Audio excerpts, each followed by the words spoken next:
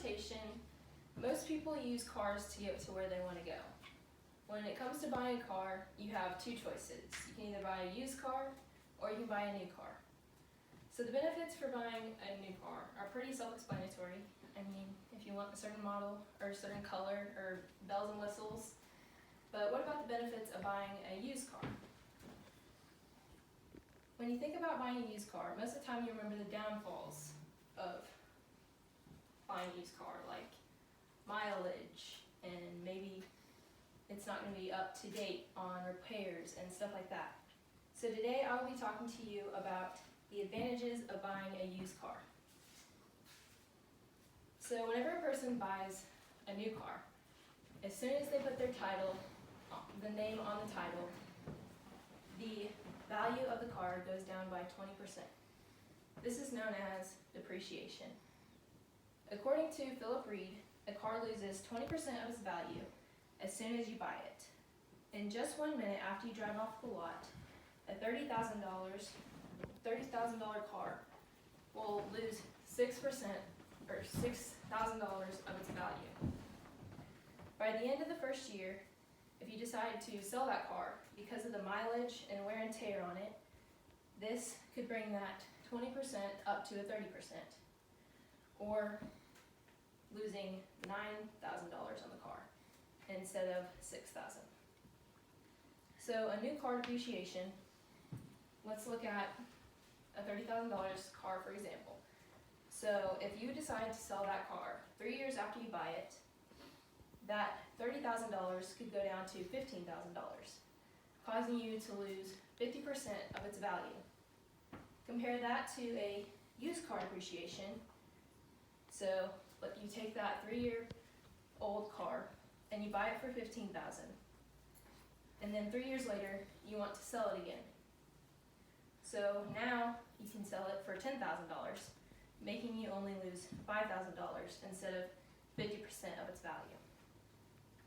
Also, looking at the reliability of used cars, most cars nowadays can get up to 100,000 miles before any major repairs have to be done. So whenever you buy a car, most of the time you have to put a loan out on it, unless you buy the car with cash. So Merriam-Caldwell says it's important to consider a used car loan with an interest rate, even over a new car loan, that could maybe have an interest-free. Most of the time, you save money sticking with a used car, even though an interest-free may sound better. So let's look at an example. So a used car, let's say you buy it for $12,000 and you have an interest rate of 6%. And you have to pay that loan for 5 years. You may be able to find a better rate by shopping for a loan and comparing that to a $20,000 depreciation of a new car. You can still save money by buying a used car. John Vincent states, through the interest rate on any financing you take out for a used car, it will frequently be higher. The total amount of interest you will pay over the course of a loan will likely be lower, since the price of the vehicle is lower. So obviously a used car is going to be less expensive than a new car. And so that allows that interest rate to be lower even if you have an interest-free loan on a new car. So for a used car, it is easy to pay that car with cash because you know exactly how much you want to spend on that car, and it's easier to save up and buy it whenever you're ready. So if you decide to buy a used car, one that is maybe 3 to 5 years old, this can still allow you to get some of the features you want at a lower price. So let's say you want a car with special features on it, but instead of buying it new, you can buy a 3-year-old car that has some of those same features, they just may not be up to date as the newest ones. So an average person, let's take this into perspective. So the average person owns 13 cars in a lifetime, each costing an average of $30,000, according to a report by the National Automotive Dealers Association.